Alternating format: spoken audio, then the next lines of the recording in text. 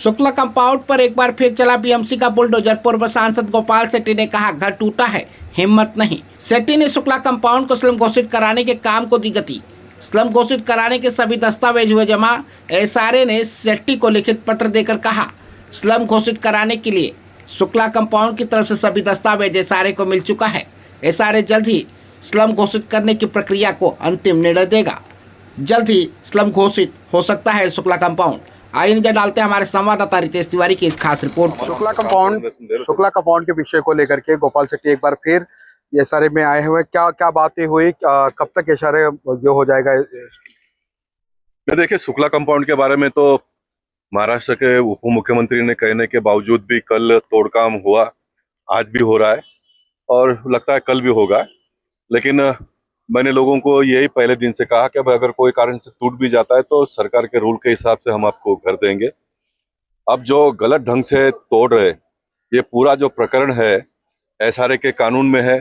SRA के कानून में कमर्शियल को भी जगह देने की व्यवस्था है, लेकिन चूंकि बिल्डर ने कमिश्नर के ऊपर कंटेम्प्ट निकाला है, इसलिए कमिश्नर को किसी प्रकार की आंच ना आए, इसलिए लॉ डिपार्टमेंट की हमारी जो मुखिया है, कोमल पंजाबी शायद उनका नाम है, कोमल पंजाबी ने कोर्ट में ये लिख कर दिया है कि हम एक्शन ले रहे, जो उनको कहने का कोई जरूरत नहीं था।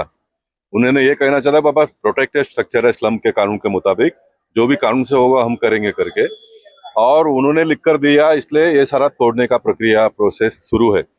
मुझे दुख इस बात का है कि मैंने अपने जीवन में कोई भी ऐसा विषय गलत नहीं लिया है। मैं सही विषय लेता हूँ, सही विषय को अंजाम तक पहुंचाता हूँ, ये सारे हमारे सिस्टम के लोगों को मालूम है। उसके बावजूद भी ना तो म्युनिसिपल कमिश्नर सुनते हैं, ना तो उप मुख्यमंत्री ने कहने के बाद में, हस्तक्षेप करने के बाद में भी तोड़ने का प्रोसेस कल से शुरू है।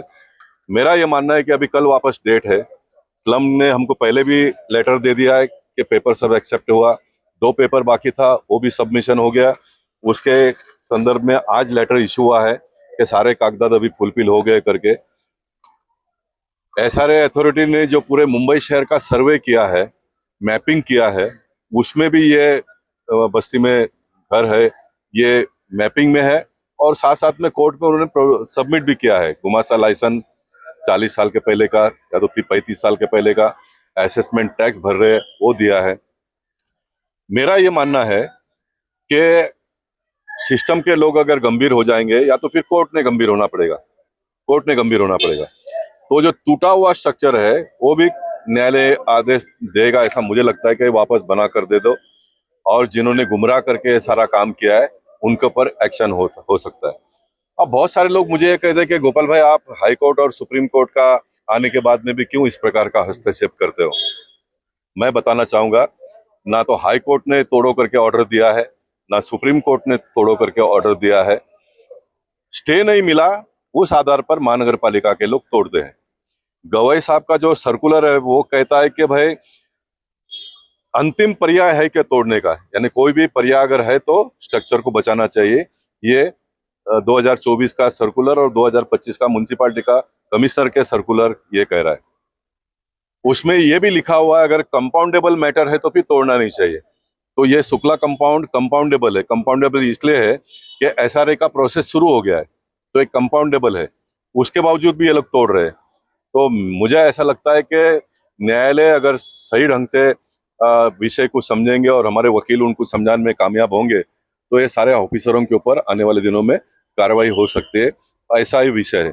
अब लोग मेरे बारे में कहते हैं कि गोपाल भाई, आप हाई कोर्ट सुप्रीम कोर्ट का जजमेंट आने के बाद में भी कैसा कह सकते हो कि मैं बाद में भी लड़ूंगा।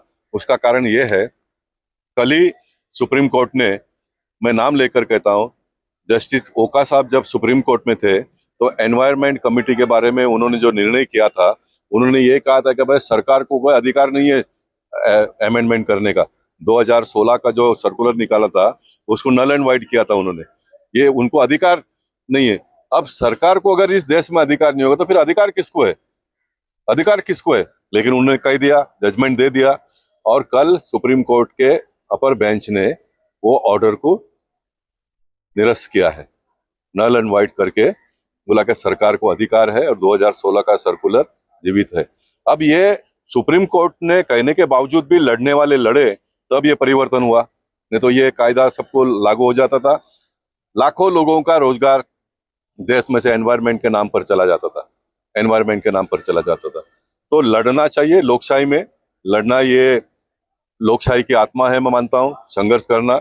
और एक जनप्रतिनिधि तो लड़ना ही चाहिए, लड़ने के लिए तो जनप्रतिनिधि बने हैं ना, नहीं तो कायदा बना है और उसको इम्प्लीमेंट करने के लिए ऑफिसर की नियुक्ति हुई है। अब ये कायदा और ऑफिसर अगर दोनों मिलकर बराबर काम नहीं करते हैं तो फिर जनप्रतिनिधि ने लड़ना चाहिए, इसलिए मैं लड़ता हूँ।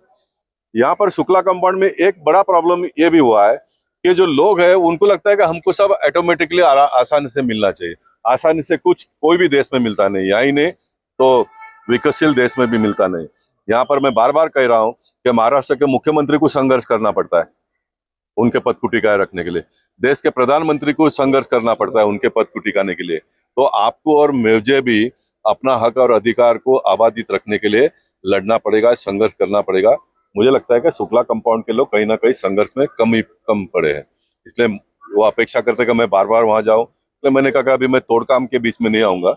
मैंने बोर्ड लगा दिया है कि अगर कोई कारण से टूट भी जाता है तो मैं आप लोगों को घर मिला कर दूंगा, ये मैंने कहा है और उसके लिए मेरा प्रयास जारी है।